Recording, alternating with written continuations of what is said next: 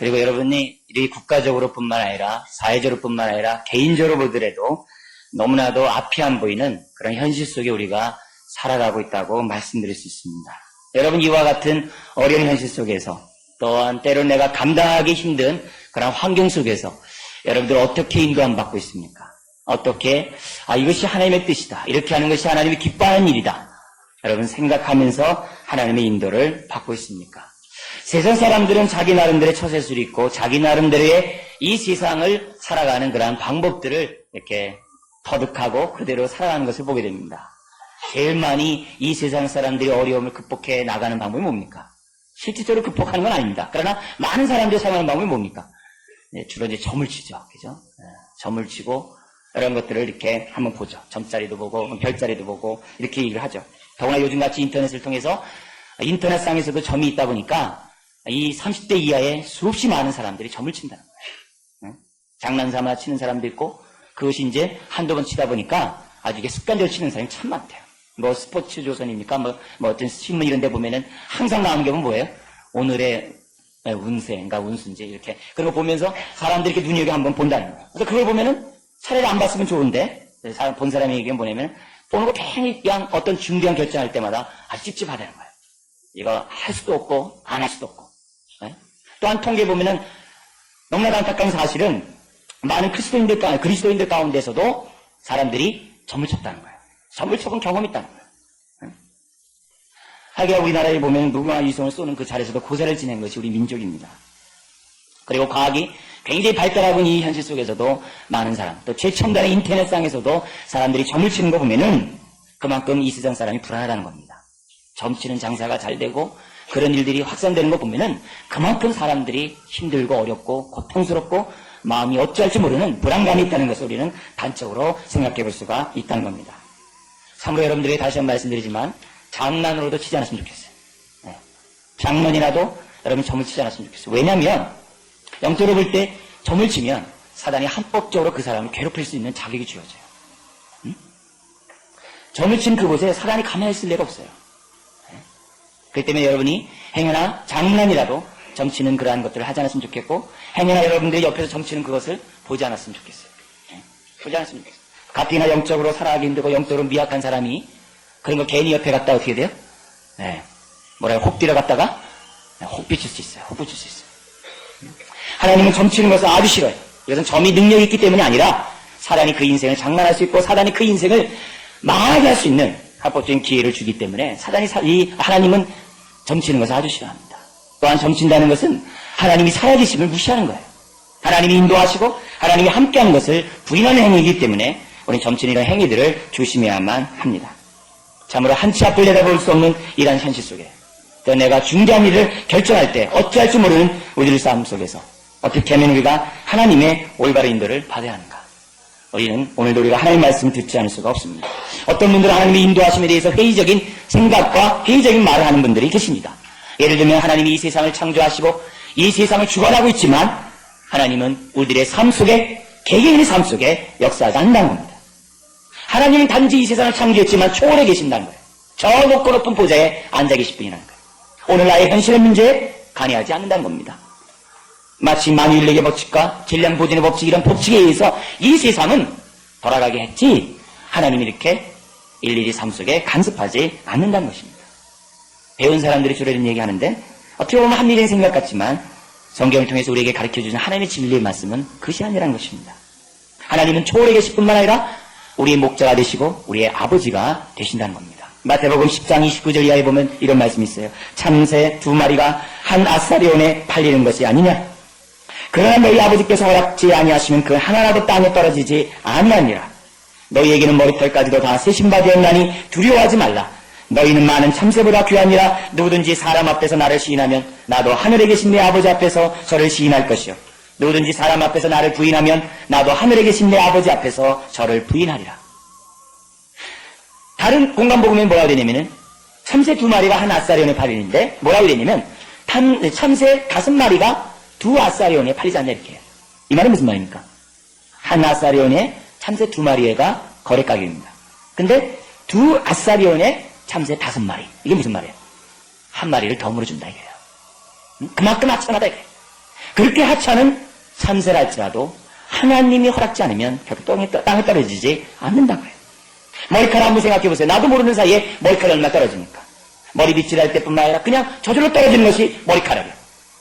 몇몇 사람들을 제외하고는 많은 사람들이 내 머리카락이 떨어진 것에 신경조차 쓰지 않아요. 그런데 하나님은 어떻게 된다고요? 그 머리털까지라도 다 새 신발이었다. 무슨 말입니까? 하나님이 우리의 삶 속에 간섭하고 계시고 하나님 우리의 삶 속에 실제적으로 역사하고 계시다는 것을 우리에게 말씀하고 있다는 겁니다. 참새라도 아끼시는 그 주님께서 허락지 않으면 떨어지지 않는 것이 하나님의 뜻일진데 하나님의 형상을 따라 지음받고 우리와 구원하기 위해서 독생자 예수 그리스도까지 주신 그 하나님께서 우리와 친밀한 관계를 갖지 않겠느냐 이게요. 나를 구원하기 위해서 예수까지 주셨는데 그 주님께서 나의 문제에 관여하지 않겠느냐 이게요. 하나님은 관여하신다는 것입니다. 여러분이 교과서적으로 대답하지 않길 바라요. 하나님이 우리를 인도하십니까? 했을 때 교과서적으로 네! 구원성으로 고백하지 않길 바라요. 우리들의 삶 속에서 실제적으로 하나님의 인도가 있고 우리는 그 인도를 받아야만 한다는 것입니다. 그저 이 세상은 심은 대로 거둔다는 법칙에만 있다는 그런 생각 속에서 우리들이 살아가는 것이 아니라 매 순간 하나님의 돌보심이 있고 매 순간 하나님의 간섭함이 있다는 사실을 우리는 기억해야만 합니다. 제가 대학 때 중국 철학 강의를 들은 적이 있어요. 중국 철학 강의를 들었는데 그분이 대만에서 박사학위를 받았는데 그 스승이 전 세계에서 주역에 도통한 두 사람 중에 한 분이라고 합니다. 주역, 점치고 뭐 이런 것들 많이 있지 않습니까? 괴 있지 않습니까? 괴, 우리 이 태극기 끝에 있는 그 괴 있잖아요. 그것을 점치는 그런 모든 면에서 능통한 사람의 밑에서 박사학위 받은 분인데 그 교수가 하는 말이 이거랍니다. 뭐라고 얘기하면 자기 한평생 매번 무엇을 할 때마다 점을 쳤댄다. 괴를 던져 점을 쳤는데 한평생 딱 2번 맞았대요. 그럼 저도 할 수 있어요. 전 더 맞힐 수 있을 것 같아요. 딱 2번 맞았대요. 그러면서 하는 얘기가 뭐냐면 그냥 재미삼아 한다는 거예요. 근데 그것이 습관화 돼가지고 어떻다는 거예요? 하지 않으면 어떤 일을 하지 못하는 그러한 지경까지 빠진 그 모습을 우리들에게 보여주고 있습니다. 여러분, 하나님의 인도는 어떻게 받습니까? 가장 기본적인 것은 제가 그동안에 말씀드렸던 그 방법에 의해서 인도는 받습니다.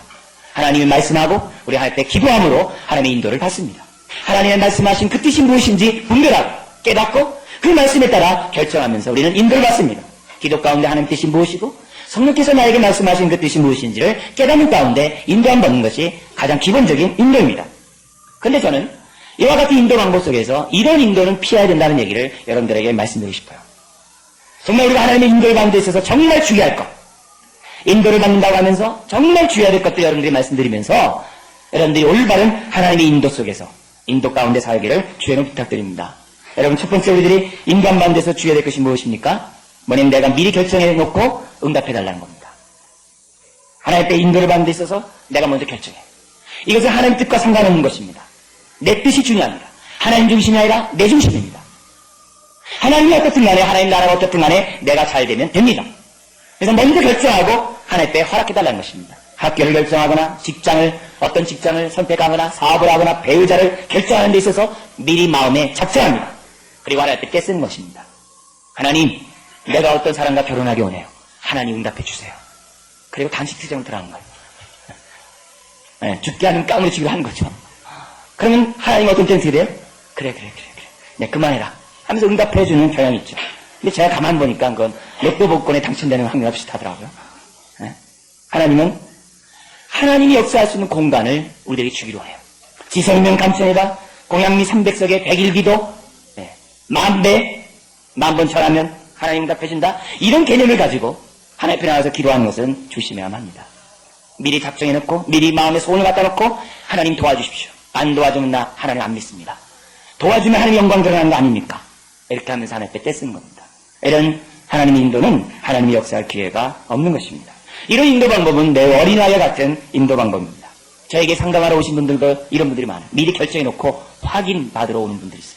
그럼 제가 뭐라 그럽니까? 잘 되기를 바랄 뿐이죠. 잘 되기를 제가 축복할 수밖에 없죠. 미리 본인이 다 결정해놓고 와서 확인해보는 거예요. 그렇다고 만약에 그 사람에게 그거 아니라 다른 길 하라고 하면 뭐라 그래요? 기분 나쁘죠. 다시는 안 오죠. 다시는 안 오죠. 하나님 앞에 기도할 때도 마찬가지입니다. 자기가 어떤 기도 제목을 놓고 하나님 앞에 부르짖었는데 하나님 응답해주지 않으면 어떻게 돼요? 그 다음 하나님 앞에 기도하지 않는 겁니다. 하나님 앞에 기대하지 않는 것입니다. 여러분, 역으로 우리가 생각해 보셔야 됩니다. 여러분들이 중대한 문제가 있을 때 하나님께 기도하지 않았다고 한다면 여러분이 그동안의 기도 제목이 기도를 어떻게 했다는 얘기입니까? 지성이면 감추는 식으로 기도했다는 사실을 기억하셔야 돼요. 그런 기도에는 하나님의 응답이 없습니다. 바울이 아시아 지역, 지금으로 말하면 터키 지역에 선교 여행을 가고자 했습니다. 그런데 사도행전 16장 10절에 보면은 주의 영이 허락지 않았다 그래요. 아니 어떻게 복음 사역을 하고 어떻게 선교 여행을 가고자 하는 사도 바울의 앞길을 주의 영이 막습니까? 하나님이 가지 못하게 하는 것입니다. 이상했습니다. 하나님 앞에 기도했습니다. 그러자 환상 가운데 마게도네 사람이, 지금으로 말하면 유럽 사람이 환상 가운데 나타나서 어서 와서 우리를 도와달라고 합니다. 우리에게 와서 복음을 증거해달라고 외치는 환상을 보게 됩니다. 우리는 하나님 앞에 인도함 받는 데 있어서 무엇보다도 열린 마음으로 가야 됩니다. 닫힌 마음으로 하나님 앞에 가서는 안 됩니다. 하나님, 나에게 이런 뜻이 있지만 주의 뜻이 아니라고 한다면 하나님, 저는 언제든지 수정할 가능성이 있습니다. 수정하고자 합니다. 하나님, 그러나 제가 이런 것들을 원합니다. 그러나 그럼에도 불구하고 하나님 원치 않으면 저는 바꾸겠습니다. 항상 하나님 앞에 열린 마음으로 주님 앞에 기도해야지 이거 아니면 안 됩니다라는 식으로 떼쓰는 그런 기도는 주의해야만 합니다. 사울왕이 전쟁을 나갈 때 우림과 둠림을 가지고 하나님의 응답을 기다렸습니다. 그런데 하나님은 응답하지 않았습니다. 하나님은 응답하지 않을 수 있다는 사실을 기억해야만 합니다. 배우자 역시 정해놓고 기도합니다. 여러분, 우리 미리 결혼하신 분도 한번 생각해 보십시오. 여러분 짝대로 응답받았습니까?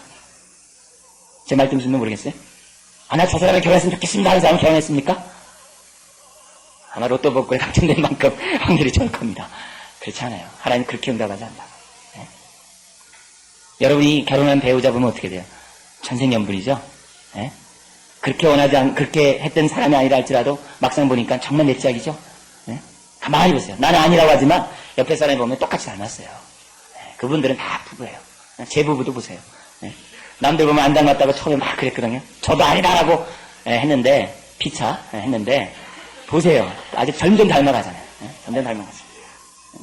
둘째 인도한 마음에 조심할 게 있어요. 뭐가 있습니까? 점치듯이 응답을 구하는 거예요. 점치듯이.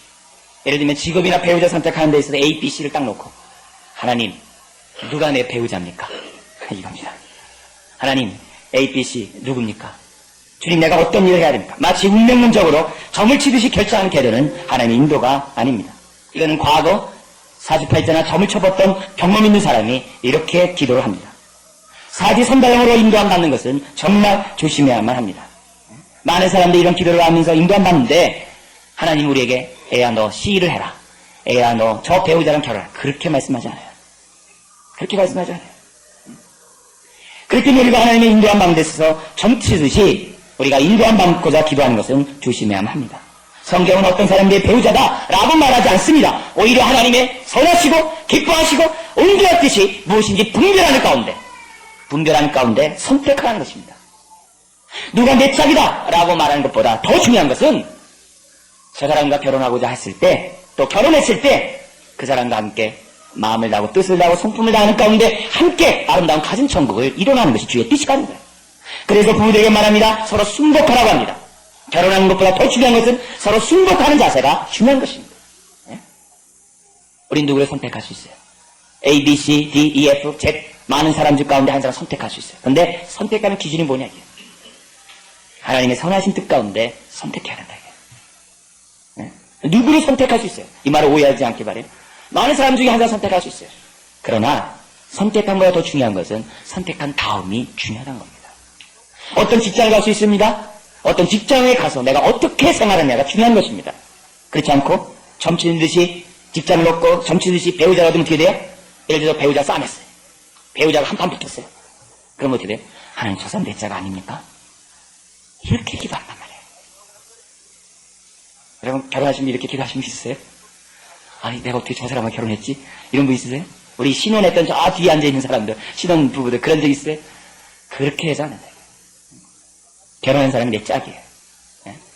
그리고 나서 어떻게 돼요? 그 결혼한 사람과 서로 순복하는 가운데 살아가는 그것이 바로 하나님의 뜻이고 하나님이 원하시는 인도 방법이라는 사실을 기억해야 합니다. 그렇지 않으면 점치듯이 신앙생활하면은 이 사람이 내 짝이 아닌가 봐 이렇게 할 수 있다는 거죠. 직장도 마찬가지입니다. 내가 어떤 직장을 갔습니다. 직장 할 때니 마음에 드는 게 하나도 없어요. 하나님이 나에게 잘못 응답하셨군요. 나 다른 직장 가겠습니다. 그런 마음의 자세로 우리가 하나님의 인도받는 것은 조심해야만 한다는 것입니다. 직업 선택에도 사업 업종을 선택한 대로 마찬가지입니다. 점치는 사람도 이렇게 얘기합니다. 이사를 갈 때 특히 많이 하죠. 어디로 가릴까? 동입니까? 서입니까? 정말 그런 사람이 있는가 하는데 정말 있더라고요. 예. 언제 가야 됩니까? 이거 많이 하죠. 언제 갑니까? 이런 얘기 많이 해요. 심지어 교회 다니는 사람도 좋은 것이 좋은 거 아니냐 이렇게 얘기를 해요. 참나네요. 못을 박는 날도 어떤 사람은 정해놨다고요. 예? 여러분, 이렇게 우리들이 두려움 가운데 살아서는 안 돼요. 그렇게 하는 것이 뭡니까? 그런 것의 종이 아닙니까? 성경 뭐라 그럽니까? 성경은 어디로 가라고 말하지 않습니다. 뭐라고 얘기합니까? 어디로 가든지 내가 너와 함께 하시겠다라고 말씀하십니다. 믿으십니까? 하나님은 어디로 가라 말하지 않아요. 내가 어디로 가든지 내가 너와 함께 하리라. 내가 어떤 직업을 선택하든지 내가 너와 함께 하리라. 네. 내가 어떤 배우자를 만나든지 내가 너와 함께 하리라. 하나님의 인도한 방법을 그렇게 폐쇄적으로 여러분들이 인도받지 않도록 조심해야만 하는 겁니다. 옛날에 우리 TV 코미디 프로그램에 뭐가 있었냐면 프로에 부채도사가 있었어요. 잘 안 봐서 모르시죠? 네. 부채도사가 있어요. 이렇게 해야 됩니까? 이렇게 하면 복채를 많이 주면 글로 넘어가고 복채를 안 주면 절로 넘어가고 뭡니까? 사람들은 잘 되기를 바라는 마음을 악용한다 이 말이야. 네? 자기가 잘 되고 그 사람이 원하는 그대로 부채도사가 어떻게 돼요? 악용하고 있다는 사실을 기억해야 돼요. 그래서 돈을 많이 주면 좋은 점괘가 나오는 것이 현실 아닙니까? 이런 의미에서 볼 때 우리가 하나님의 인도를 받는 데 있어서 점치듯이 운명이 지어진 것처럼 행동하는 것은 조심해야 돼요. 실제한 예입니다. 한 성도가 이 고백한 얘기입니다. 뭐냐면은 아주 인고 부부로서 아주 정말 우리 알콩달콩 우리 형제자매처럼 알콩달콩 잘 살고 있었어요. 근데 친구 따라 우연히 지나가다가 길거리에 앉아서 이 사주팔자 보는 거 있지 않습니까? 친구가 거기서 보길래 옆에서 그냥 봤다는 거예요. 옆에서 그냥 쳐다보고 있었다는 거예요. 그러니까 그 보는 사람이 당신도 한번 보라고. 그래서 난 싫다고. 아기도 한번 보라. 하도 그러니까 그냥 한번 이렇게 봤다는 거예요. 좀 복채를 많이 줬어야 되는데 그냥 이 공짜로 보면 되겠어요 이거예요. 딱 보니까 뭐냐면 아이고 당신 저기 남편이 해가지고 이렇게 소방받을 상 나왔다 이렇게 얘기하고 그런 거예요.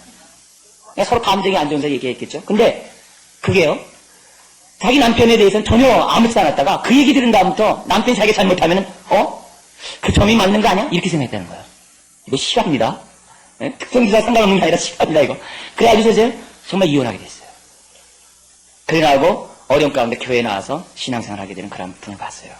무슨 말입니까? 만약에 예를 들자 그 사람의 얘기를 아주 다 100% 인정해 봅시다. 나에게 사주팔자가 그렇게 낫다 쳐요. 그래 쳐요. 인정해 쳐요. 우리 믿는 사람 어떻게 돼요? 기도함으로 그것을 바꿀 수 있는 것이 우리들의 기도가 아닙니까? 이걸 믿어야죠.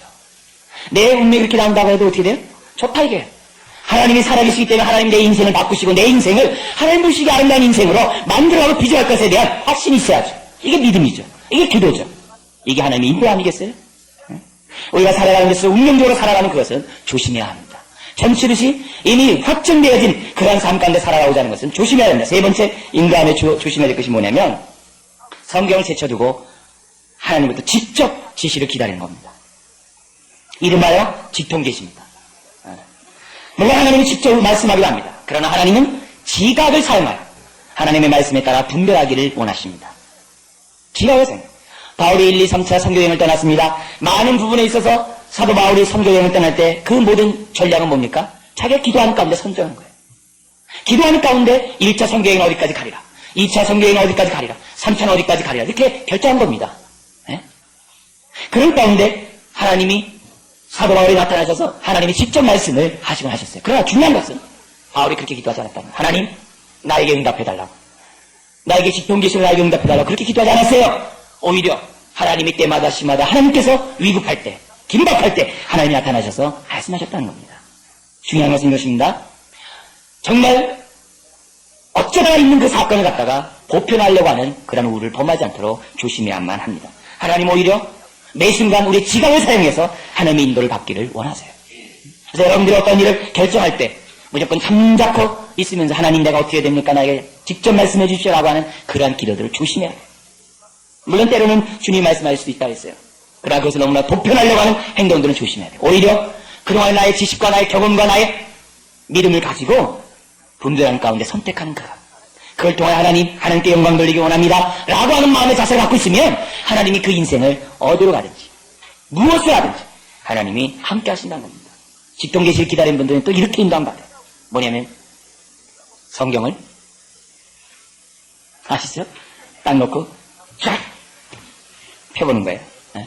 딱 펴봤더니 가론유다가 예수를 배반하여 판이라. 이건 아니다 그랬고 또 봐요. 딱 보니까 목매달아 죽으니라. 주님의 속히 시행하라 그 말을 또 봐요. 그리고 와서 보니까 목매달아 죽으니라. 오늘은 하나님은 나에게 직접 말씀하지 않았다. 뭐 이렇게 여러분 근데 그런 일들이 많이 있어요. 뭐냐면은 그날 하나님 말씀을 보면서 이렇게 좋은 메시지를 이렇게 자꾸 찾는 거예요. 근데 분명한 사실을 보면은 이런 삶을 이런 모습으로 하나님 인도함 받는 사람은 성경에 나를 책망하고 나에 대해서 꾸짖고 나로 하여금 경계하게 하고 나로 하여금 하나님 앞에서 잘못한 것에 대해서 돌이키라고 하는 그 말에 대해서는 귀담아 듣지 않습니다. 항상 좋은 쪽으로 가장 좋은 것들만 내가 취하려고 합니다. 여러분 이렇게 인도함 받는 것은 정말 조심해야 됩니다. 자기 뜻을 품고 확증하는데 성경을 사용해서는 결코 안 된다는 겁니다. 끊임없이 우리가 하나님의 말씀을 볼 때 매번 하나님의 말씀을 보는 가운데 책망받아야 될 것은 책망받고 버려야 될 것은 버리고 우리가 순종해야 될 것은 순종하는 가운데 하나님의 인도를 받아야 한다는 것이죠. 네 번째로 주의해야 될 것이 있습니다. 환경에 따라 결정하려는 태도입니다. 환경. 아브라함이 가나안 땅에서 기근을 만납니다. 먹을 것이 없어요. 함이 된 이유가 됩니다. 어디로 내려가는 게? 애굽으로 내려가는 것이 함이 된 이유가 돼요. 왜요? 가나안 땅에 있으면 죽으니까. 배고파 죽으니까. 그래서 애굽으로 갑니다. 하나님이 가지 말라고 했는데 갑니다. 그 결과 큰 환란을 당하는 것을 보게 됩니다. 요나 사건도 마찬가지죠. 하나님 말씀에 순종해서 아수르에 가서 복음을 전하라고 합니다. 근데 도망갑니다. 근데 성경에 보니까 뭐라 그래요? 마침 다시스로 가는 배를 만나는 거죠. 마침 만나는. 그렇기 때문에 우리가 하나님의 인도를 받는 데 있어서 환경 인도를 받고자 하는 것은 조심해야 됩니다. 이러면 기회주의자가 될 수 있고 상황주의자가 될 수 있습니다. 바울이 유럽과 이방인들의 구제비를 가지고 예루살렘으로 가려고 합니다. 예루살렘을 가려고 하는데 한 여선지자가 나타나서 말합니다. 바울이여, 당신이 예루살렘에 가면 당신은 포박을 당하고 죽을 것입니다. 그러니까 예루살렘에 가지 마십시오. 물론 가지 말라는 말은 이렇게 하잖아요. 당신이 이렇게 될 것입니다. 이렇게 얘기합니다. 자, 여러분 생각해 보세요. 예루살렘에 가면은 자기가 포박을 당하고 죽게 되는 상황에 처했을 때 우리의 인도 방법 어떻게 했어요? 우리는 하나님이 예루살렘에 지금 가지 말라는 분이다. 이렇게 생각할 거예요. 안 그러겠습니까? 당신 지금 예루살렘에 가면 이렇게 포박당해요. 그래서 선지자가 알려줍니다. 앞으로 일어날 일을 알려줘요. 그러면 사람들이 생각이 뭐예요? 하나님이 지금 나보고 가라는 것이 아니구나. 남에게 구제비를 대신해서 보내라는구나. 나는 좀 더 있다가 예루살렘에 가라고 하는구나. 이렇게 생각할 겁니다. 예루살렘으로 가는 그 결정을 하게 됩니다. 오히려 그것이 하나님의 인도였다는 거예요. 웬만한 사람의 인도 방법과 전혀 반대 방법이에요. 당신이 올라가면 죽어. 근데 바울은 올라갔다는 거죠. 왜요? 바울에게는 하나님의 비전이 있었어요. 어떤 비전이에요? 하나님이 내가 어디를 가든지 너와 함께하리라. 그리고 내가 너를 로마 황제 앞에 서서 복음을 증거하게 하겠다라고 하나님이 그에게 비전을 주셨어요. 그렇기 때문에 사도 바울은 내가 어딜 가든지 간에 하나님 나를 로마 황제 앞에 서서 자기를 주님을 변론할 수 있는 기회를 준다라고 생각했어요. 믿었어요. 이런 믿음이 있었기 때문에 또한 그 무엇보다도 예루살렘에 가서 죽는다 할지라도 내가 예루살렘에 이 구제비를 가지고 가므로 유대인과 이방인이 이 구제비를 인하여 하나 되는 것을 한평생 유대인과 이방인이 하나 되고자 하는 것이 그의 사역의 목표였는데 그것을 자기가 목도하도록 하기 위해서 목도하고 싶어서 바울은 죽음을 불사하고 예루살렘에 갔던 것이죠. 하나님의 인도가 달라요. 왜 이럴까요? 바울의 바로 지각을 사용한 선택이었다는 겁니다. 이게 인도예요. 환상을 보고 그거 중요해요. 그러나 환상을 어떻게 해석하느냐는 더 중요한 것입니다. 바울은 환상을 본 것을 자기가 올바른 분별력 속에 그렇게 해석하고 예루살렘에 올라갔던 것을 보게 됩니다. 아닌 것 할까 그는 결박당했습니다. 그는 죽음을 눈앞에 두게 됐습니다. 그러나 바울은 기뻤어요. 왜요? 자기가 로마 황제 앞에 설 수 있는 기회를 얻었기 때문에 또 돈 한 푼 안 들이고 예루살렘에서 로마까지 갈 수 있었기 때문에 도적이 많은 그러한 상황 속에서 로마 군병들의 호의를 받으면서 죄수의 신분이지만 로마까지 갈 수 있었고 로마 황제 앞에서 말씀을 전할 수 있었던 그것 때문에 바울은 기뻤어요. 이것이 바로 하나님의 인도였다는 것이죠. 그러므로 우리 너무 환경에 인도 안 받지 않도록 해야 됩니다. 어려운 것은 하나님 뜻이 아니다. 무조건 그렇게 하는 것은 우리가 하나님 인도하는 방법이 아니에요. 어려움 속에서도 하나님의 인도가 있고 오히려 어려움이 지름길일 수 있다는 사실을 우리는 기억해야만 한다는 것이죠. 단지 참고만 하면 돼요. 다섯 번째로 하나님의 인도함 받는 데서 주의할 것이 있어요. 뭐냐면 구체적으로 기도해야지만이 기도한 것만 응답을 준다는 생각입니다. 아닙니다. 이 말은 틀린 말입니다. 물론 구체적으로 기도하는 것이 중요해요. 그러나 더 중요한 것은 하나님은 은혜의 하나님이라는 거예요. 믿으십니까? 하나님은 기계적으로 응답하지 않는다는 거예요. 에베소서 3장 20절에 이런 말씀이 있습니다. 우리 가운데 역사하시는 능력대로 우리의 온갖 구하는 것이나 생각하는 것에 더 넘치도록 능히 하실 이에게. 우리가 기도하고 생각하는 것보다 더 많이 주시는 분이 우리 주님이라고 했어요. 그렇기 때문에 우리가 하나님 앞에 기도하는 데 있어서 하나님